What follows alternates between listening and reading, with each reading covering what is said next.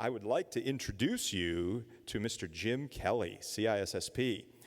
He is the Executive Director for Information Security Officer, Executive Director and Information Security Officer at Mission Health.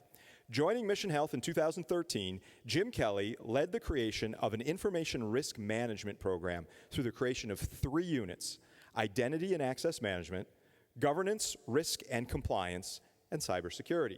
In his role as Executive Director of IT, Jim also supports the Office of the CIO, driving numerous initiatives that assist to improve stability and operational efficiencies while controlling spending. I'm so excited about this talk. What a great title, by the way. Really looking forward to it. Previously, Jim served as Director of Cybersecurity and Risk Management for Metropolitan Life Insurance Company in New York. In this position, he was responsible for the creation of Cybersecurity Operations Center and rolling out a standardized risk management framework across business operations in 54 countries.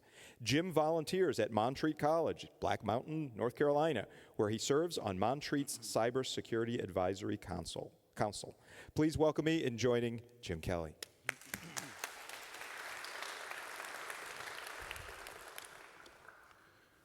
Okay, good afternoon.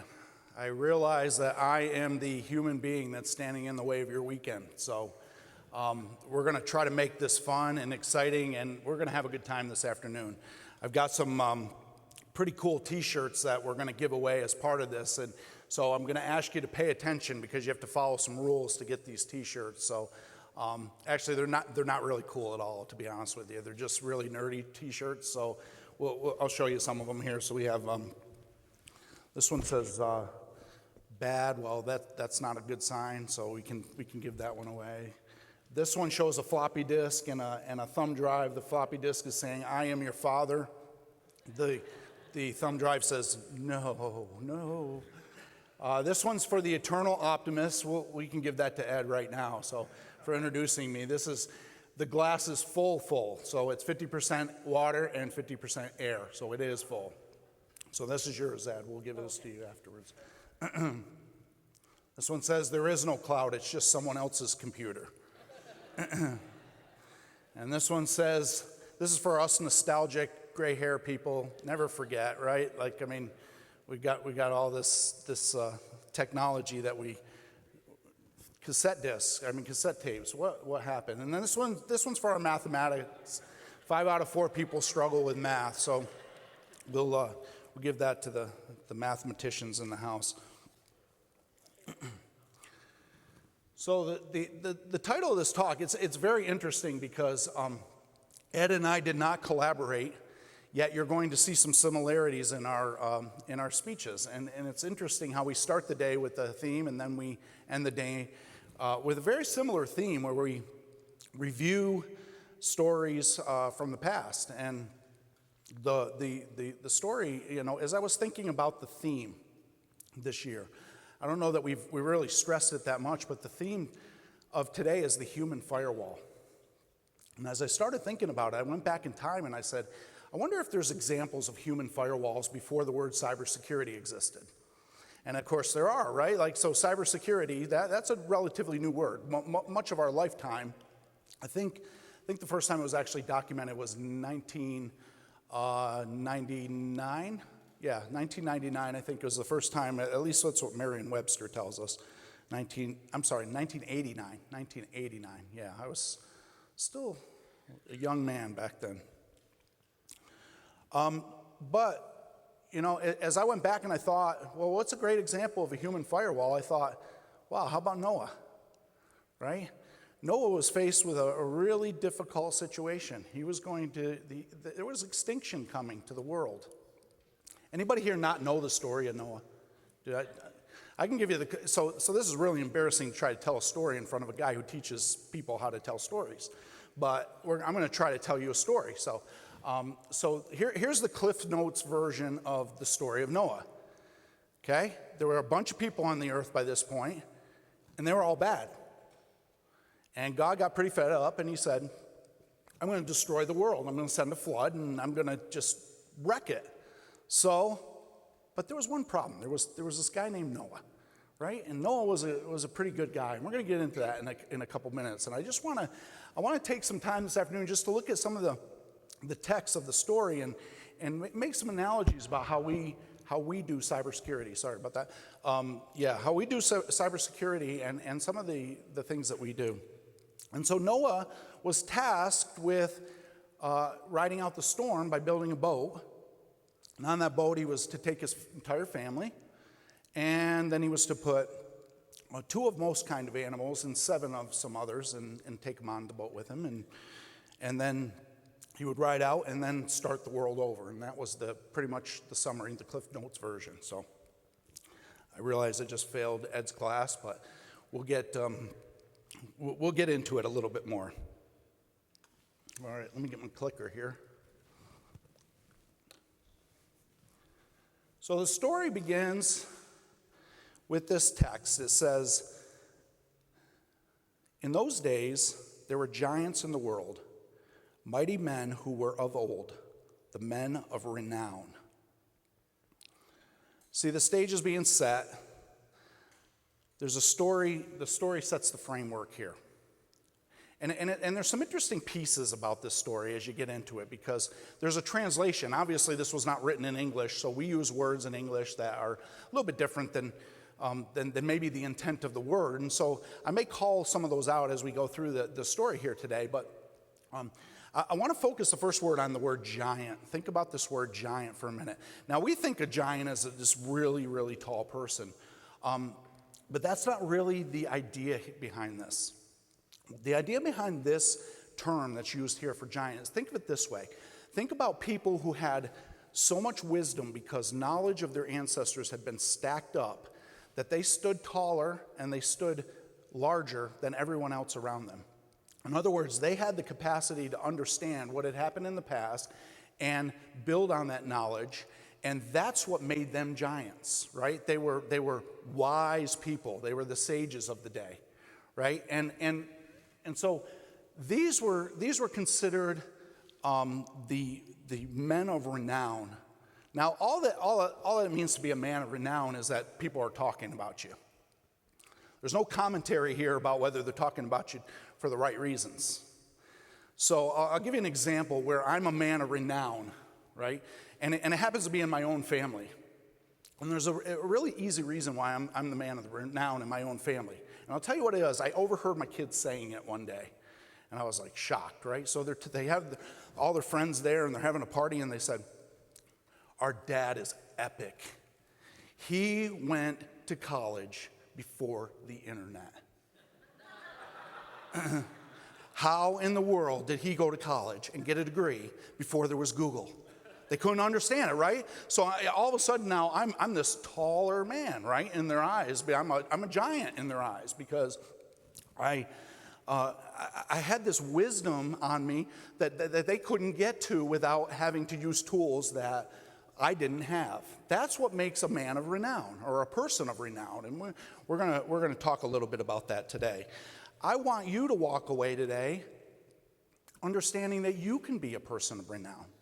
Understanding that your place in cybersecurity is to become a person of renown, is to celebrate your uniqueness and make that uniqueness contribute to society as a whole. So that's we're getting ahead of ourselves, but all right, let's start with our little prizes here. So I'm going to put up some pictures of men of renown, or people of renown, I'll say. That's an archaic term. Thank you. And so if you recognize this person when you see them, I want you just to shout it out. If so, you'll win a t-shirt. Easy enough, right? These are all examples of giants, okay? We'll start out really easy. Who is this giant? Anybody recognize them? Yeah? No. I'll give you a greater example. All right, who said that? Who said, okay, they got it. You'll get your t-shirt. All right? So really easy. What made Andre the Giant a giant? Right? Let's start. I'm throwing you softballs here, right? Like, let's get this thing rolling really good because it's going to get harder. These are going to get really hard at the end. Who is that? That's Andre the Giant. And what made him a giant? He was just this massively huge guy. Did you know he lived here in North Carolina? He had a farm here. He died at the age of 46. Now, back to my comment about me being born before the internet, right? Like, he couldn't go out and shop. No, number one, stores wouldn't have his stuff, but two, he was so famous that everybody would just, mob him. So he actually fell in love with the QVC channel. Some of you are laughing because you're old enough to know what that is, but that's a shopping channel before the internet. So that's the story of Andre the Giant. How about this? This giant of a person here? Anybody want to take a stab? Nope. Okay, yell it out. Okay, you guys watching? Mother Teresa was the, okay, there you go. Mother Teresa. What made Mother Teresa a giant? Was she huge? No, right? It was her compassion, right? It was her fight for the children and for the helpless in society. She won the Nobel Peace Prize in 1979. All right, let's try a couple more here. Anybody recognize that child right there?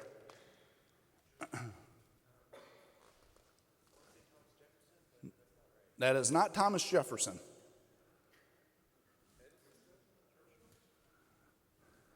Go a little older, a little newer. There you go. You're a winner. Einstein.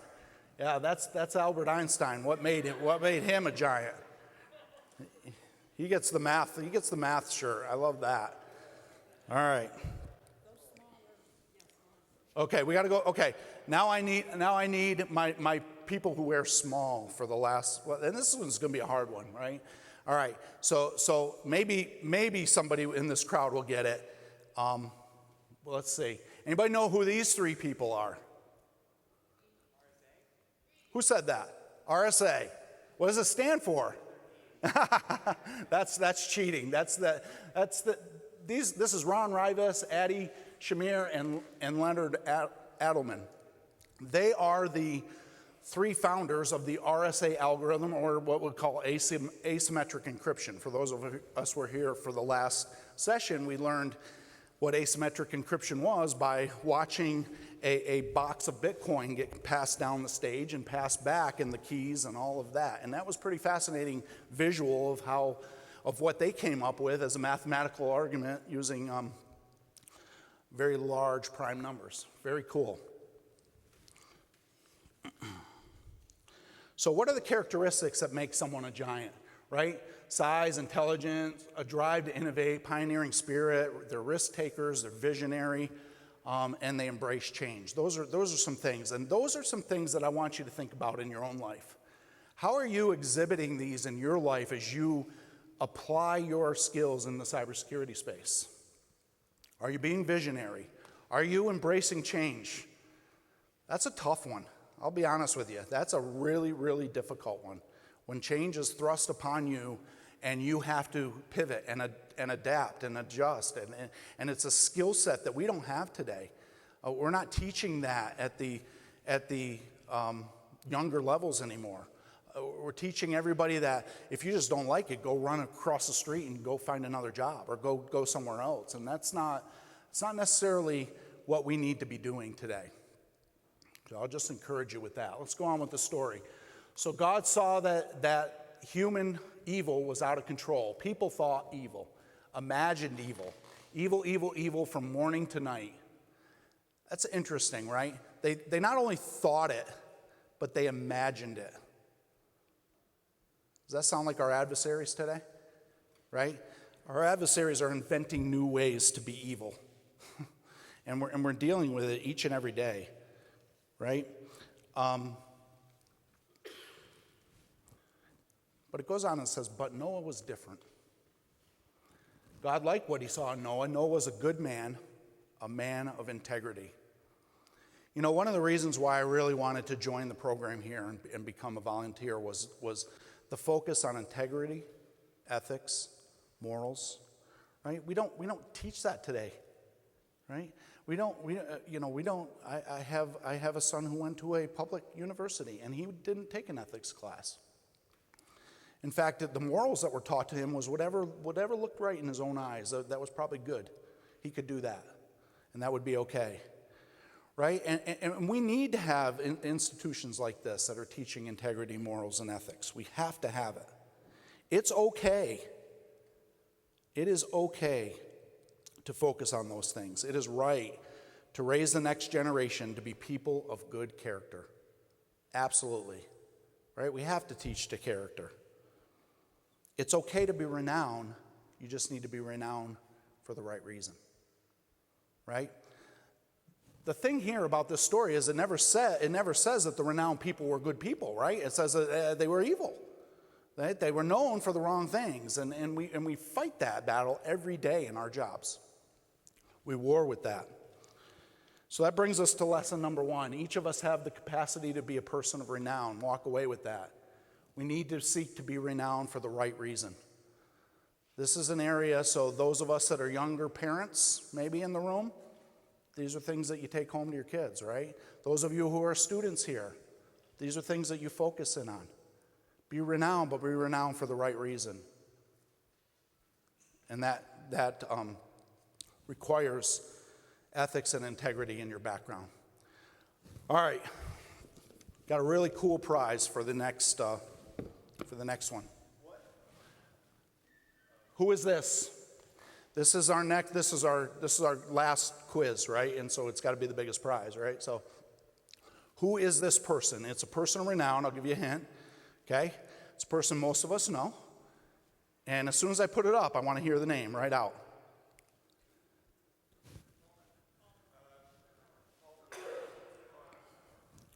Who said Paul Maurer? Okay, you said it, right? Okay, so I just want to share with you this, right? Okay, we are here today because of one man's vision, right? We are here today because somebody, and we're going to get into this in a minute. I know it takes a team, and we're going to talk about that as the next point. But it takes a visionary to start this program, right? And I brought a really cool prize for this one.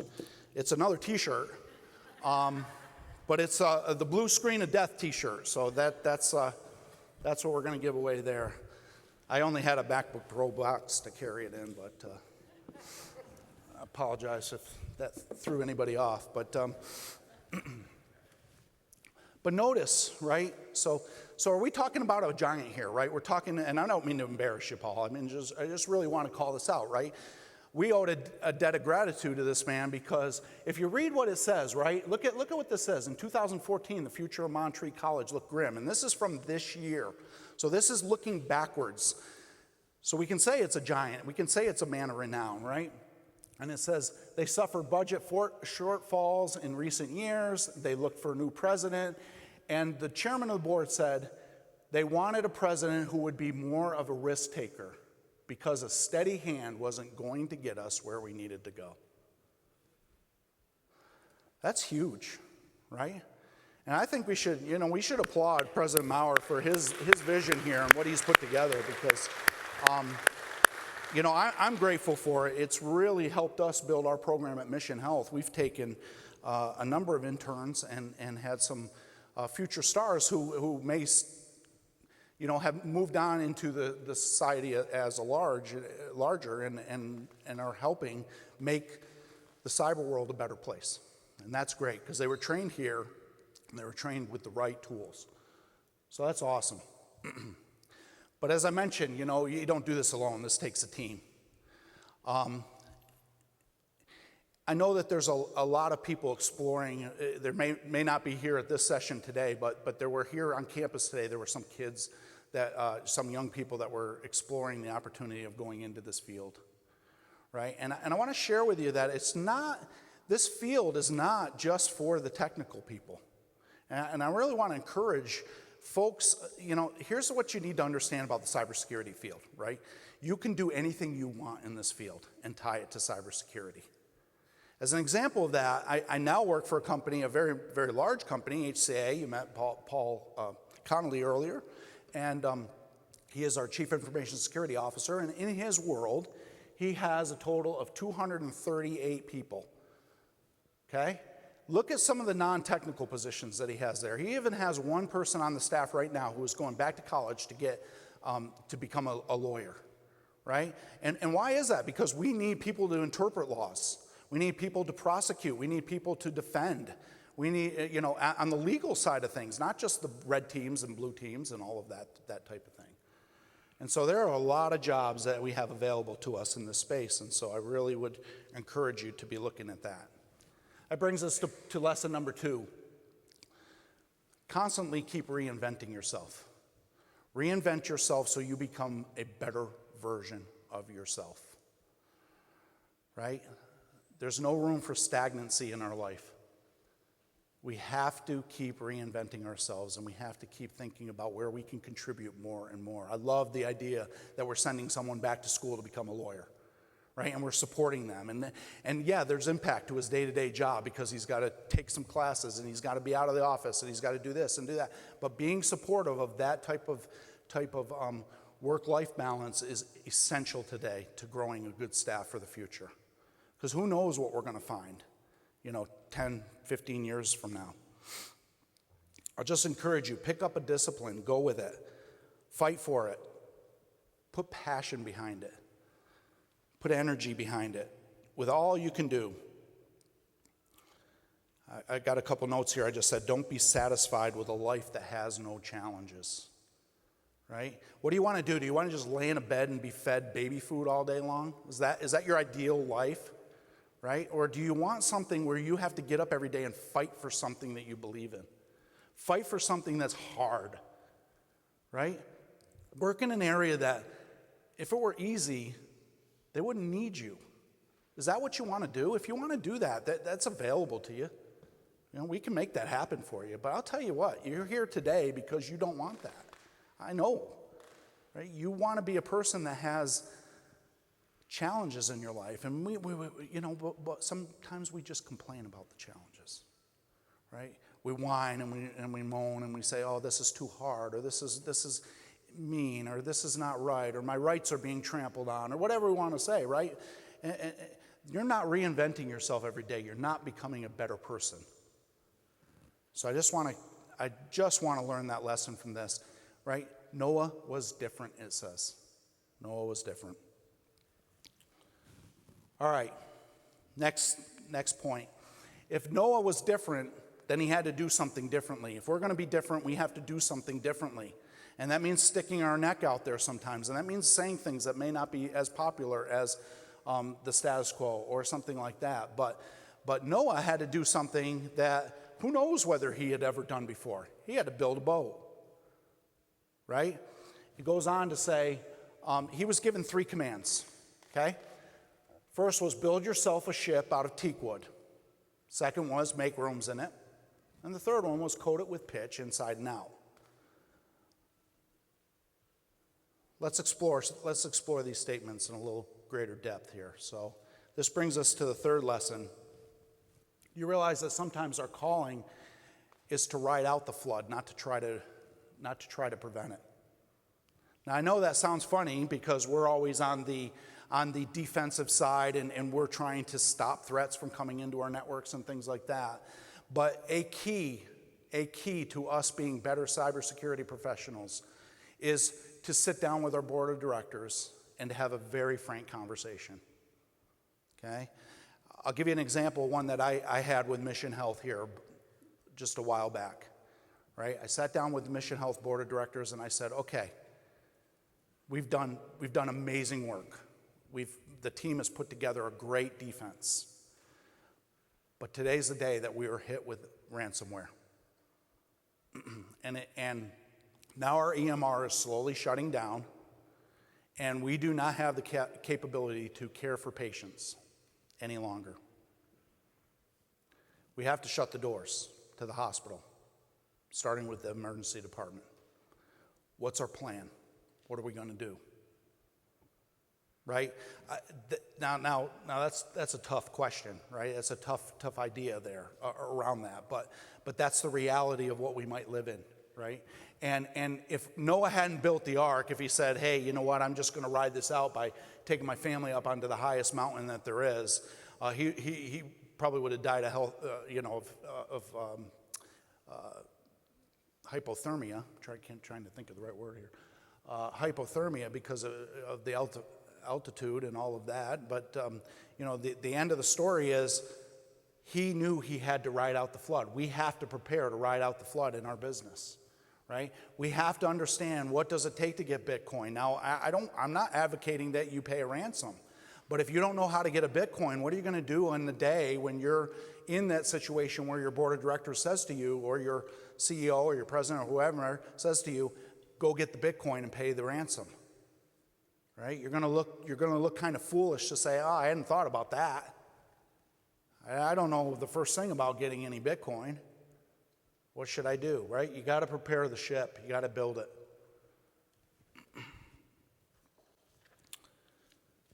When you build a boat, there's 3 ingredients. You have to have a vision, then you have to have a strategy to fulfill the vision, and then you have to get the boat built. Say that 3 times fast. You have to get the boat built. You just have to get it done. You have to put the muscle to it, right, to get it done. This is something that I see that we lack in a lot of companies today. We do a good job with the vision, right? Our top 1 or 2%, our CISOs and our leaders, and they do a great job, right? And we got fantastic builders, people that can put tools in, people that can dial knobs and all the stuff, pull levers and do all that nice stuff, right? But we're missing the centerpiece here, and it's the strategy. I see this often in small to mid-sized companies. And what do they typically do in that case? Rather than understanding that they're missing the strategy of how to tie everything together, they just hire a contractor or a consulting group to come in and solve a problem for them. Oh, we need to do this. We got this problem over here.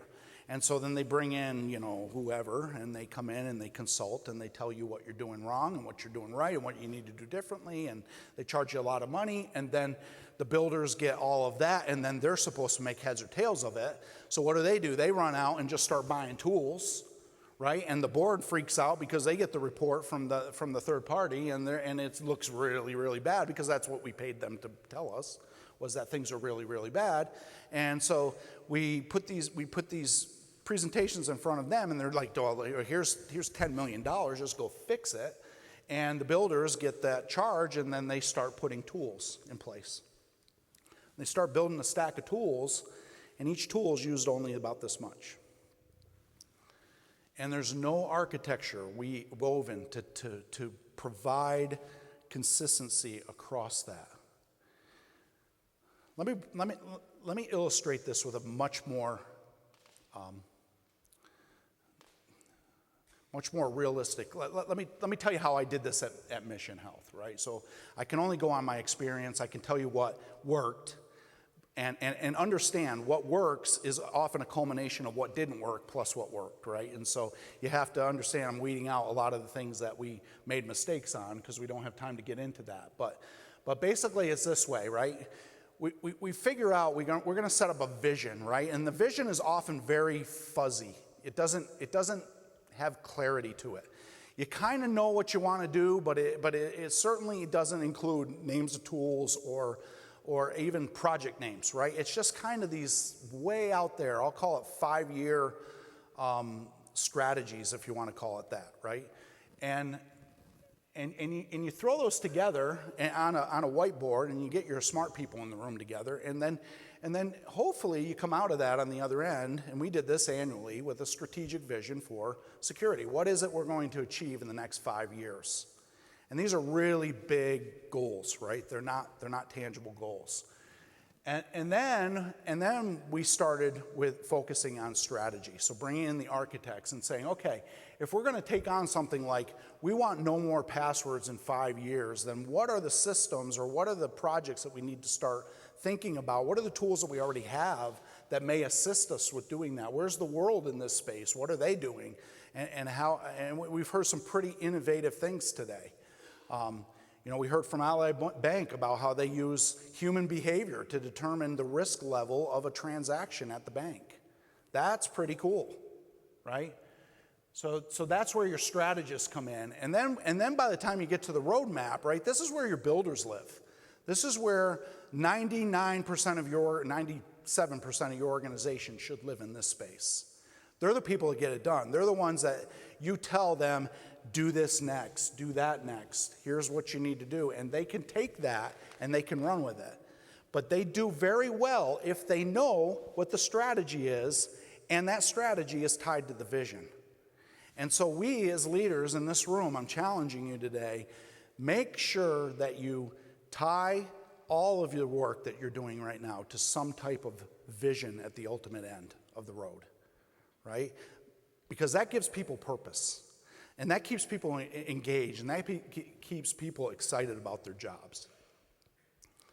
It's the people that come in every day and feel like, okay, I'm just moving this piece of paper over to here, and that get burned out, and they don't want their job, and they may have a good job, but they don't want it because they don't feel fulfilled. And that's a realistic picture of what we do at Mission Health, or what we did at Mission Health to help kind of work with our limited staff, our smaller staff, but we had a staff nonetheless, and they could focus on running phishing exercises. But they knew that our vision was that we wanted to be able to trust 100% of all email at some day.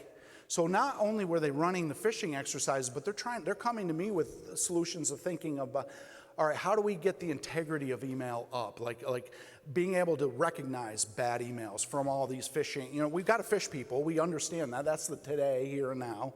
We have to do that. But we don't want to be doing that in 5 years. We understand that. So where are we going to stop doing phishing exercises? See, the whole concern here is we don't need to teach our people to be distrustful of the technologies that we give them. And that's what we do sometimes when we do these phishing exercises and things like that. I understand we have to do them. I'm not telling you here today, don't do phishing exercises. That would be foolish, right? But have a vision for 5 years from now so that you're not going to do them anymore. But that's going to take some real work to figure that out. How are you going to get there? And we can't do it overnight. You know, the analogy I use is driving from the East Coast to the West Coast. You know, you have to have that in your vision. You have to say, okay, I'm going to go to Los Angeles, or I'm going to go to San Francisco. That's the vision, right? Where am I going to end up at the end of the path? You know, the strategy is, okay, I'm going to get in the car and I'm going to drive, you know, no more than 480 miles a day. That's enough for me. And then I'm going to stop and I'm going to spend the night and then I'm going to do it again. And based on that, it's going to take me 6 days to do that trip. So I know how long it's going to take me. That strategy is laid out. And then the roadmap is, well, what are we going to do? Are we going to take interstates? Are we going to take back roads? Are we going to go see some things while we're on the way? How are we going to do that? Are we going to enjoy life while we're on the road so that we can make use of that trip and have a good time doing it? So I just encourage you with that today. Anybody see Dilbert from this last weekend?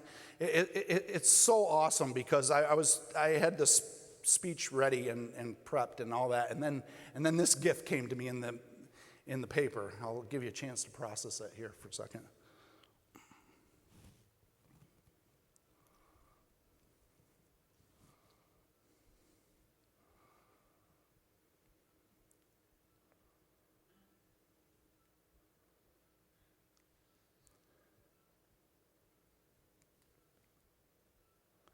So what do we got here, right? We got the boss, who's supposed to be the visionary, and he's sitting down with who knows who this guy is, right? Like he's probably one of those third-party strategists that we hire, right? And he's coming in, maybe it's the CEO. Who said that? That's terrible.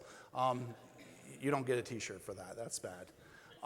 But it's someone, right? And the someone's asking them, hey, why are you saying that we need to use blockchain? And he said, well, it's too complicated. You wouldn't understand.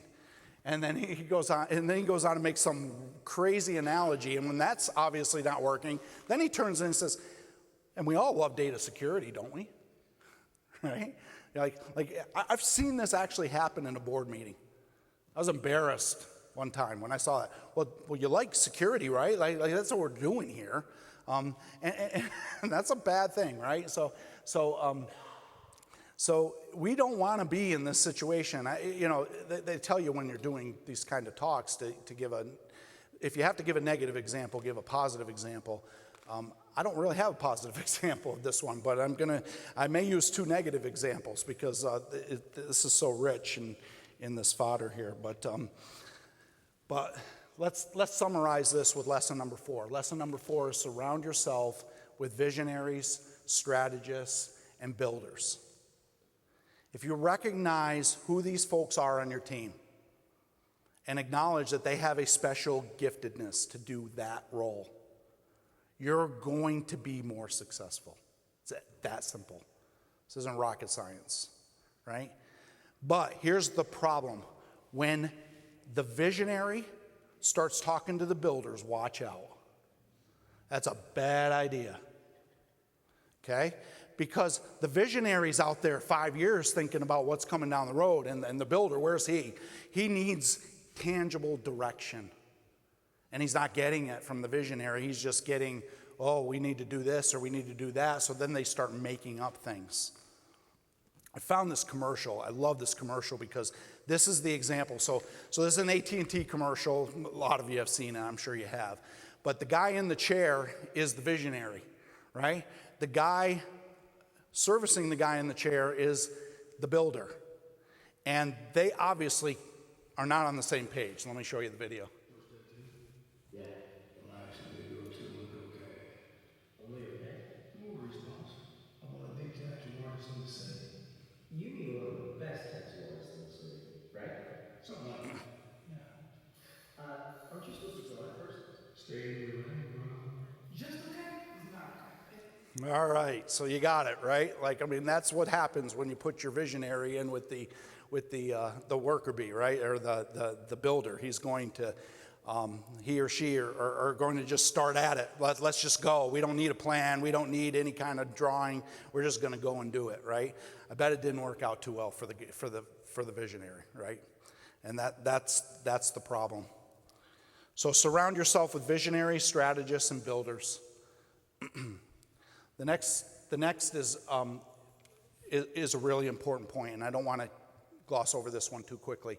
Coat it with pitch inside and out, okay? There's a principle here. The principle was, if you just put the pitch on the outside of the boat, it's going to keep the water out from coming in the boat. But if you've ever been in a flood, you know that the power of the flood brings with it rocks and trees and everything else. And guess what that does to a boat? Smashes against it, right? There's some aspect of this story where it's talking about applying the pitch to the inside fortifies the inside of the boat. It keeps it together so that all the wood acts as a single unit so it can give and take a little bit when it's being hit with the boulders and the rocks and all of that type of thing. And the analogy for us, I mean, is very simple, right? We've got to protect the inside of our networks. We've got to fish our people. We've got to do all the right things. We've got to protect the outside. But you have to know what you're protecting against. And the problem that we have a lot of times is we're protecting against the wrong thing.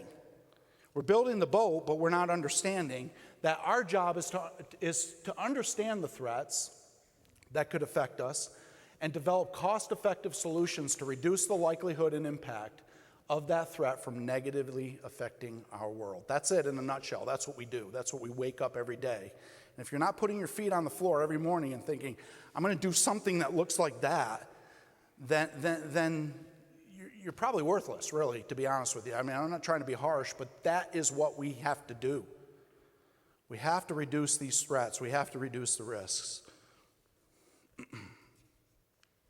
So we have to prepare internally as well as we do externally. So that brings us to lesson 5. Focus our programs internally, externally. You guys all know this. I don't have to spend any time on this. You already know about red teaming. You know about blue teaming. You know about purple teaming. You know all of that stuff. You've heard great examples of that today. We're not going to go through those again. Here's the problem. We build solutions not understanding the threats a lot of times. We have a saying for that here. I don't know if it's North Carolina. I mean, I'm too new here to actually claim to be from North Carolina, but I will say I've heard it here, right? And the saying is this: we're building barbed wire fence to keep out the rabbits, right? Doesn't work. We got this really nice fence. We spend a lot of money putting the posts in the ground and buying the barbed wire and rolling it out and putting it up onto the posts. And our threat is the rabbit, and the rabbit doesn't care. Rabbit just goes right through it, right? So in conclusion, I want to share with you a story, and this story is rather personal to me. It was a situation that happened back in 2011. It was a job that I was on. I was actually hired to do a job, which took me from New York down to was Pittsburgh. And I won't name the company, but we were there to meet with this company. And sorry, am I going over time? We were there to meet with this company to look at a particular possibility of building a new product for something that we're going to sell. But in order to do that, we had to go into this specialized area, and they had a lot of stuff going on in that area, and they did a lot of research. And their primary business in this company was to scour the dark web for your data and my data, and look for threats that are out there on the dark web, and see what they could do about shutting that down. So on this particular day, I went in and I looked at I looked in the room, and I see this really about the size of the cybersecurity lab over here, and it was as dark, right? It's dark with all these monitors, but not as many tables, not as many computers. And there were six fellows that were sitting in that room, and those fellows were 3 of them were in suits, by the way, and 3 of them weren't. Well, that's an odd mix. Anybody guess why 3 of them were in suits?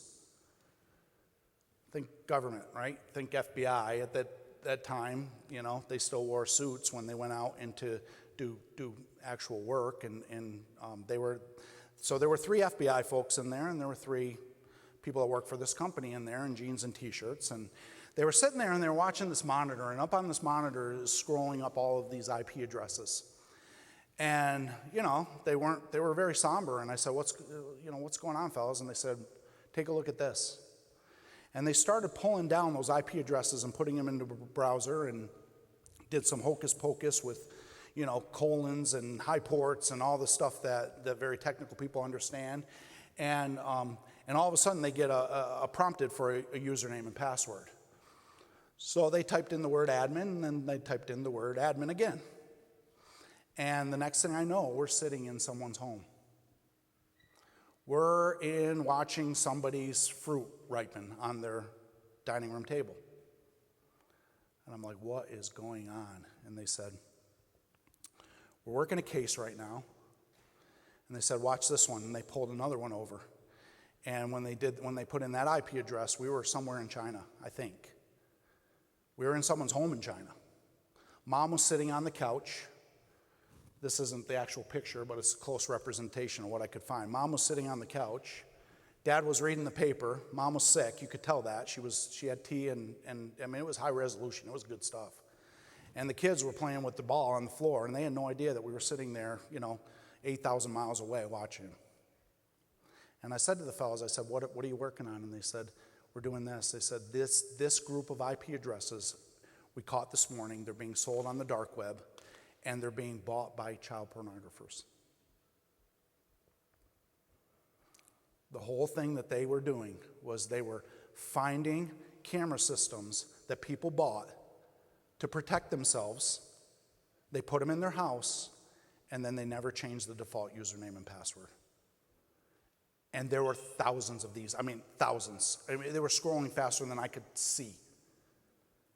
Right? And these sickos, these people were out there scouring those, hoping to be able to take video and still camera pictures of young children at their most vulnerable state. That's the world we're in. You know, we think about Noah and what he was up against. You know, evil, evil, evil, it says, right? Evil was everywhere. It's true. It's everywhere. It's everywhere where we're at today, and we need to understand it. If we're not protecting against the right threats, right? If we're building camera systems so that we can monitor our houses when we're away and don't understand that someone's monitoring us while we're in them, then we're missing the mark. We're missing the idea of what we need to be doing. And it doesn't mean just for our companies, it means for our homes as well. So I just want to leave you with that, with the following thoughts, right? As we deal with threats, here's a couple you can take away with you. If something is inconceivable, it will be imperceivable. If something is predictable, it is usually preventable. As you deal with your career, discover what you love, surround yourself with visionaries and strategists, then you will become a better version of yourself and fulfill the purpose of your life, and you will be a giant. Thank you very much.